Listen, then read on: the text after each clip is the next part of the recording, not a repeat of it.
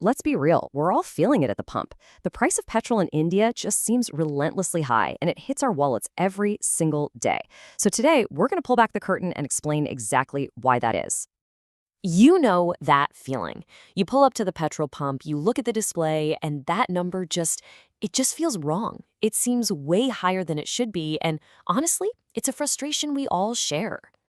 And that feeling, that frustration, it always boils down to one simple, nagging question that I'm sure we've all asked ourselves at some point. Yeah, this is the big mystery, right? You hear on the news that global crude oil prices have dropped, but then the price at your local pump, it barely budges. What's going on? Well, let's break it down. All right, first things first, we need to tackle the biggest misconception of them all, what I like to call the crude oil myth. So the common belief is pretty simple. International oil prices go down, our petrol prices should go down. It seems logical. But the reality, it's way more complicated. Crude oil is just one piece of the puzzle, and get this, it's not even the biggest piece. So, to really understand this puzzle, let's do something super simple. Let's take a 100 rupee note from your wallet and follow it. Let's see exactly where it goes when you buy petrol. Okay, we'll start with this nice, clean, simple amount. 100 rupees. Let's just imagine this is what you're spending. Now, before that petrol even gets to your car, wow, it's been on a whole journey.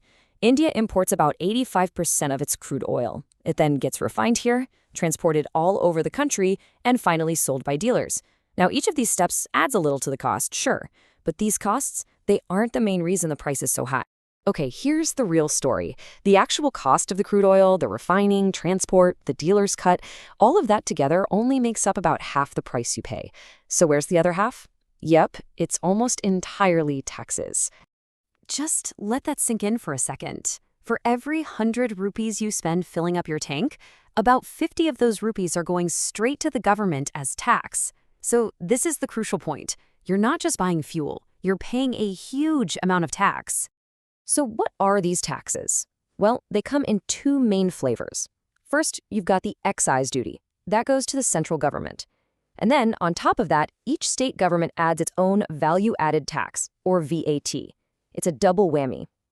Which, of course, leads to the next obvious question. Why on earth are these taxes so incredibly high in the first place? Well, if you look at it from the government's perspective, fuel tax is an amazingly reliable way to make money. I mean, think about it. Pretty much everyone needs fuel for something, right? And the demand doesn't really fall off a cliff even when prices go up. Plus, it's super efficient to collect. It's a totally fair question. If we're all paying so much in tax, where does all that cash actually end up? Well, this tax money is basically the financial engine for a lot of what we see around us.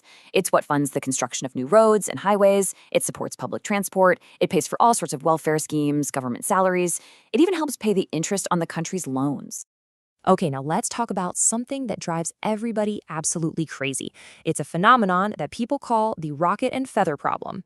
You've definitely heard this before, right? It just perfectly captures how it feels. When global oil prices go up, the price at our pump shoots up like a rocket. But when global prices go down, it feels like it falls as slowly and gently as a feather, if it falls at all. And look, this is not just a feeling you have. It's not in your head. It's actually a deliberate strategy. When crude prices shoot up, that higher cost gets passed on to us almost immediately. But when crude prices fall, governments often keep the retail price the same and use that extra margin to help with their budgets. But the thing is, the impact of high fuel prices goes way beyond just the people who own a car or a bike. Let's take a quick look at the real kind of hidden cost of fuel that affects everyone. Think of it like this. High petrol and diesel prices create a ripple effect across the entire economy. I mean, the cost to transport vegetables goes up, so your groceries get more expensive. Bus and auto fares increase. Even your online shopping deliveries cost a bit more. It's like a silent tax that pushes up the price of everything. So this brings us to another question I hear all the time. If the crazy tax system is the main issue, why not just bring petrol under the goods and services tax, the DST? Like almost every other product? The short and honest answer, money. Doing that would mean a massive loss of very reliable revenue for both the central and the state governments. And that's a politically really tough trade-off to make, balancing lower prices for us versus funding all the country's expenses. So you see, at the end of the day, there isn't one single villain we can point to and blame for high petrol prices. It's not just the oil companies, it's not just the government. It's a really complex structural issue that's deeply tied into the very fabric of how our economy runs. And maybe this is the best way to think about it. The price we're paying at the pump, it isn't just the price of fuel. In so many ways, it's the price we all pay, directly or indirectly, for running an entire country. Definitely something to think about the next time you're filling up your tank.